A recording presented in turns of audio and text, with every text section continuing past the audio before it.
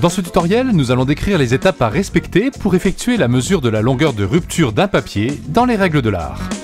La longueur de rupture est la longueur limite, exprimée en kilomètres, à partir de laquelle une bande de papier d'une largeur uniforme, supposée suspendue par l'une de ses extrémités, se rompt sous l'effet de son propre poids.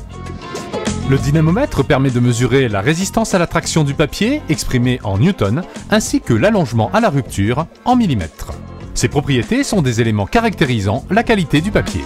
Une résistance à la traction est notamment recherchée pour des papiers à usage sanitaire, pour des papiers carton d'emballage et les papiers impression-écriture.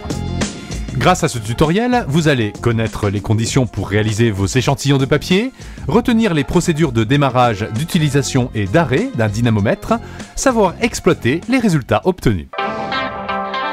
Le dynamomètre est constitué de deux mâchoires, l'une fixe et l'une mobile, cette dernière étant munie d'un dynamomètre permettant de mesurer la force à la rupture.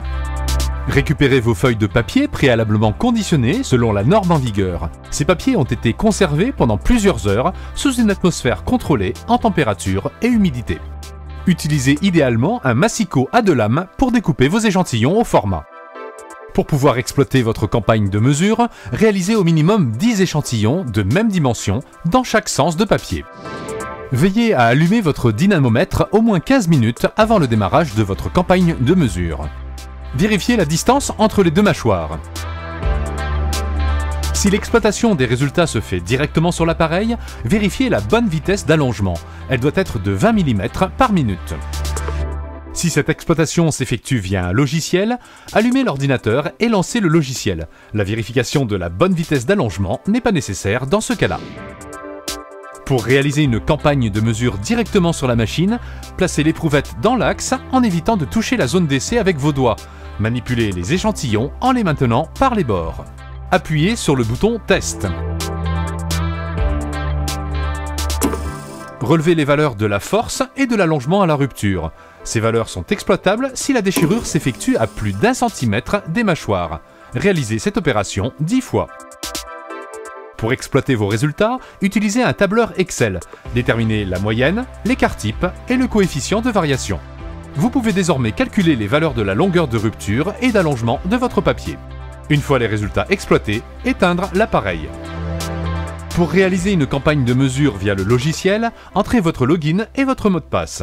Sélectionnez l'onglet Mesure, appuyez sur la double flèche pour avoir automatiquement un numéro d'essai, puis sélectionnez le type de test Traction 180. Cliquez sur le bouton Commencer pour lancer votre campagne de mesure. Comme précédemment, placez l'éprouvette dans l'axe en évitant de toucher la zone d'essai avec vos doigts. Cliquez sur le bouton Test. Vérifiez que la déchirure s'effectue à plus d'1 centimètre des mâchoires. Réalisez cette opération 10 fois. Le logiciel affiche automatiquement la moyenne et l'écart type.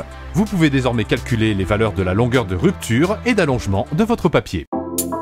Les principales étapes à retenir pour mener à bien la mesure de la résistance à l'allongement d'un papier sont donc de préparer vos échantillons de manière normalisée, veiller à respecter la procédure de mise en route de la machine et du logiciel, réaliser votre campagne de mesure en suivant les indications détaillées dans ce tutoriel, arrêtez la machine une fois les essais terminés.